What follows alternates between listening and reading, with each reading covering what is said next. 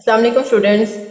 Okay students, हम FSc part 2 की biology का chapter number 1 that is homeostasis हम उसको डिस्कस कर रहे थे। हमने अपनी प्रीवियस वीडियो में किडनी स्टोन्स और लिथोट्रिप्सी को डिटेल से डिस्कस किया था। हम आज की वीडियो में रीनल फेलियर को डिस्कस करेंगे। रीनल फेलियर क्या होता है? तो रीनल फेलियर मेनली जो है वो डिस्ट्रक्शन ऑफ नेफ्रॉन है कि जब नेफ्रॉन डिस्ट्रॉय हो जाती हैं तो हम उसको क्या कहते हैं? रीनल फेलियर हो गया, मतलब कि जो किडनी है वो काम करना छोड़ देते हैं। अब नेफ्रॉन किस तरह से डिस्ट्रॉय होती है? ये दो मेथड से डिस्ट्रॉय हो सकती है। ये पैथोलॉजिकल इफेक्ट से भी डिस्ट्रॉय होती है और ये केमिकल इफेक्ट से, मतलब कि पैथोलॉजिकल हम ऐसी हवा में सांस ले रहे हैं, ऐसे एनवायरनमेंट में ब्रीथिंग कर रहे हैं जो कि हमारे लिए जो है वो हार्मफुल है। और केमिकल नेचर मतलब कि कोई भी मेडिसिन ले रहे हैं, जो मेडिसिन हमारे किडनी पे, हमारे नेफ्रॉन के स्ट्रक्चर पे इफेक्ट जाके कर रही है, तो इसकी वजह से भी नेफ्रॉन जो है वो डिस्ट्रॉय हो जाती है। और नेफ्रॉन का कौन सा पार्ट यहाँ पे डिस्ट्रॉय होता है? That is glomerular part. ठीक है, नेफ्रॉन का कौन सा पार्ट डिस्ट्रॉय होगा? Glomerular part. ओके स्टूडेंट्स, तो अब जब ये वाला प्रोसेस होता है, ये जब ये नेफ्रॉन डिस्ट्रॉय होती है, तो यहाँ पे क्या होता है कि जो ब्लड में यूरिया होता है, ठीक है, जो यूरिया होता है ब्लड में, ब्लड के प्लाज्मा में, उसके अमाउंट क्या होते हैं? यूरिया की अमाउंट इंक्रीज करना शुरू कर जाती है। और जब यूरिया इंक्रीज करना शुरू कर जाएगा तो इससे क्या होगा? हाई ब्लड प्रेशर होगा और एनीमिया कॉज होगा। ठीक है, मतलब इससे डिजीजेस कॉज होंगी, that is high blood pressure and anaemia.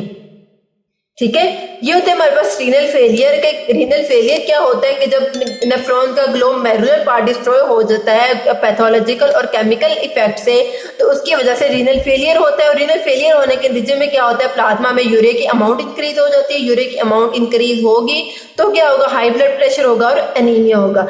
अब रीनल फेलियर को कंट्रोल करने का एक मेथड है, दैट इज कॉल्ड डायलिसिस।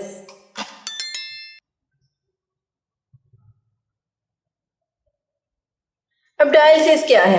अब डायलिसिस जो है ये एक मेथड है जो बॉडी से या ब्लड से नाइट्रोजनस वेस्ट को रिमूव करने के लिए यूज किया जाता है।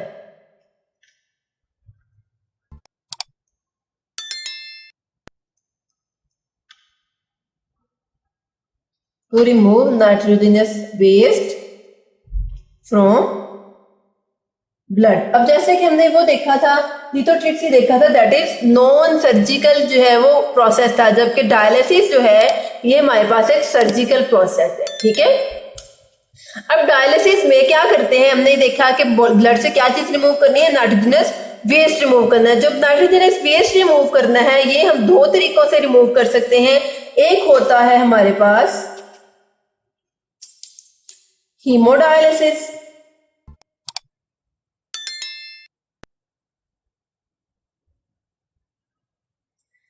और that second one is called peritoneal dialysis.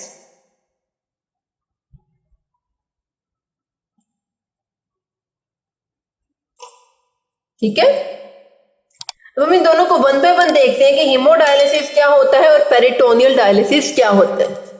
अच्छा जी, अब जब हीमोडायलिसिस क्या होता है, इसमें हमने एक मशीन यूज करती है जिसको हम कहते हैं डायलाइजर।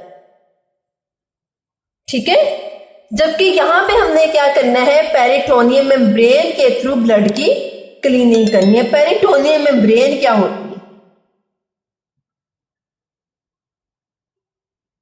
पेरिटोनियम मेम्ब्रेन अगर मैं आपको यहां पे ड्रॉ करके दिखाऊं कि सपोज ये हमारा क्या है? एब्डोमेन पार्ट है और एब्डोमेन के अंदर जो है ये इसकी एक मेम्ब्रेन है। ठीक है, इस मेम्ब्रेन को हम कहते हैं पेरिटोनियम मेम्ब्रेन। ठीक है, ये हमारे पास क्या है? ऐसे ही इसको लगा देते हैं। ये क्या है? Peritoneum membrane. अब पेरिटोनियम मेम्ब्रेन जो है ये इसके जो बाहर सेल्स होते हैं, ये वाले जो इसके ऊपर सेल्स बने हुए हैं, इन सेल्स को हम कहते हैं एपिथेलियल सेल्स। ठीक है, और ये जो इसका पेरिटोनियम के अंदर वाला जो ये वाला जो पोर्शन है, इसको हम कहते हैं पेरिटोनियम कैविटी।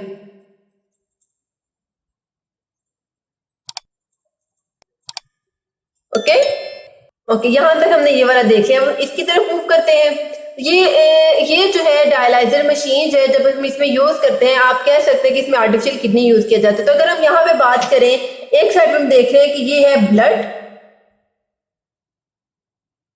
और यहाँ पे मेम्ब्रेन है, ठीक है, ब्लड और डायलिसिस फ्लूइड बॉडी के अंदर इंजेक्ट किया जाता है डायलिसिस फ्लूइड, इनके पास एक मेम्ब्रेन है ये जो इन दोनों को सेपरेट करती है। अब यहाँ पे मैं ब्लड के पार्टिकल्स बना रही है, क्या हमारे पास ब्लड के पार्टिकल्स है रेड कलर में जो है, जबकि ये जो है मैं ब्लू कलर में जो यहाँ पे ड्रॉ कर रही हूँ, लगा रही हूँ, यहाँ पे स्पॉट्स लगा रही हूँ, ये हमारे पास नाइट्रोजनस वेस्ट है। जैसे ही हम ब्लड में डायलिसिस फ्लूइड को या डायलाइजर मशीन को एंटर करते हैं, जब डायलाइजर मशीन का हम अपने बॉडी के साथ अटैच करते हैं, तो ब्लड में से जो नाइट्रोजनस वेस्ट है वो फोर्स ऑफ अट्रैक्शन की वजह से डायलिसिस फ्लूइड के अंदर आना शुरू हो जाता है। ठीक है, सारे का सारा नाइट्रोजनस वेस्ट यहाँ से डायलिसिस फ्लूइड के अंदर आ जाएगा, जिसकी वजह से क्या होगा, ब्लड क्लीन हो जाएगा। ओके, तो यहाँ तक हमने देखा हीमोडायलिसिस और पेरिटोनियल डायलिसिस को। तो जो हीमोडायलिसिस में जो एक मेम्ब्रेन होती है ब्लड और डायलिसिस फ्लूइड के सेंटर में, जो दोनों को सेपरेट करती है और फोर्स ऑफ अट्रैक्शन की वजह से ब्लड से सारे का सारा नाइट्रोजनस वेस्ट डायलिसिस फ्लूइड के अंदर एंटर हो जाता है। तो यहाँ तक हमारा ये वाला हीमोडायलिसिस का टॉपिक यहाँ तक कंप्लीट होता है। अब हम नेक्स्ट जो है पेरिटोनियल डायलिसिस को कंटिन्यू करते हैं वहीं से जहाँ से हमने छोड़ा था, कि हमने सिर्फ अभी इसका स्ट्रक्चर ड्रॉ किया था, पेरिटोनियम कैविटी और पेरिटोनियम जो है वो पेरिटोनियम कैविटी और पेरिटोनियम मेम्ब्रेन का। अब हम इसको नेक्स्ट मूव करते हैं। अगर हम बात करें एब्डोमेन की, एब्डोमेन पे अगर हम देखें तो हम इसके दो पार्ट्स इसके यहाँ पे बना रहे हैं। एक साइड हम लिखते हैं पेरिटोनियल कैविटी,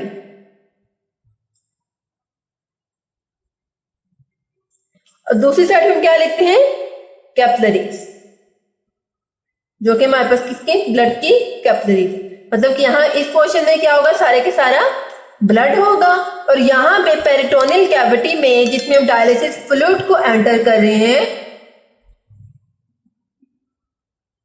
यहाँ पे सारे का सारा नाइट्रोजनस जो है डायलिसिस फ्लूइड होगा, और यहाँ से इसमें जो नाइट्रोजनस वेस्ट है, ठीक है, ये इस मेम्ब्रेन के थ्रू, जो मेम्ब्रेन इन दोनों को सेपरेट कर रही है, जो वॉल इन दोनों को सेपरेट कर रही है, ये डायलिसिस जो नाइट्रोजनस वेस्ट है, ये अट्रैक्शन की वजह से इस तरफ को डायलिसिस फ्लूइड में मूव करना शुरू कर जाएगा। और ये मेम्ब्रेन कौन सी है, ये है हमारे पास पेरिटोनियम मेम्ब्रेन।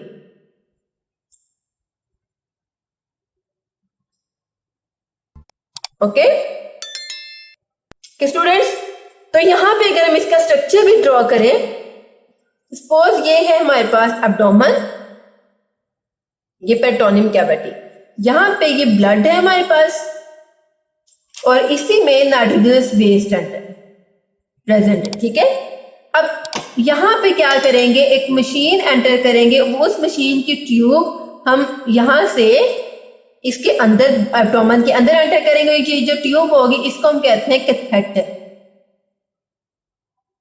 ठीक है, अब जितना भी यहाँ पे वो होगा, सॉरी वो नाइट्रोजनस वेस्ट होगा, वो इस ट्यूब के थ्रू बॉडी से बाहर मूव करवा देगा।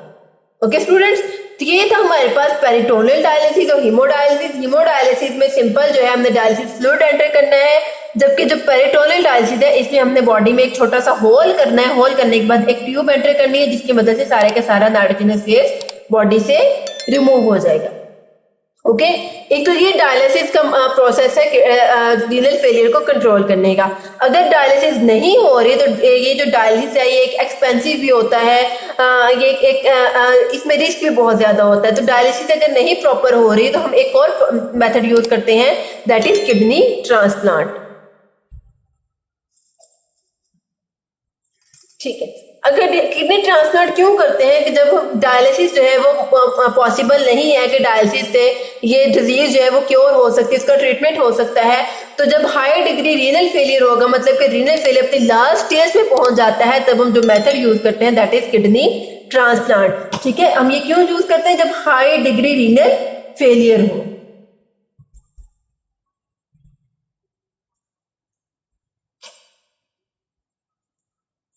और हाई डिग्री रीनल फेलियर जब होता है, इस कंडीशन को हम कहते हैं यूरेमिया। ओके, मतलब कि ये रीनल फेलियर की एंड स्टेज है। अगर यहाँ तक हीमोडायलिसिस नहीं परफॉर्म हो रहा तो क्या करते हैं, किडनी ट्रांसप्लांट करते हैं। और ये भी क्या है, ये हमारे पास एक सर्जिकल प्रोसेस है, मतलब कि सर्जरी के थ्रू किया जाता है, बॉडी में कट लगाया जाता है इसमें, ठीक है। अब ये जब सर्जिकल प्रोसेस ये हमने जब करना है कि जब किडनी ट्रांसप्लांट करनी है तो हम इसमें 3 मेथड्स को, 3 चीजों को देखते हैं। सबसे पहले हम देखते हैं कि जो दोनों पर्सन है, जिसका हम डोनर है और जो रेसिपिएंट है, दोनों का जो ब्लड ग्रुप है वो सेम होना चाहिए।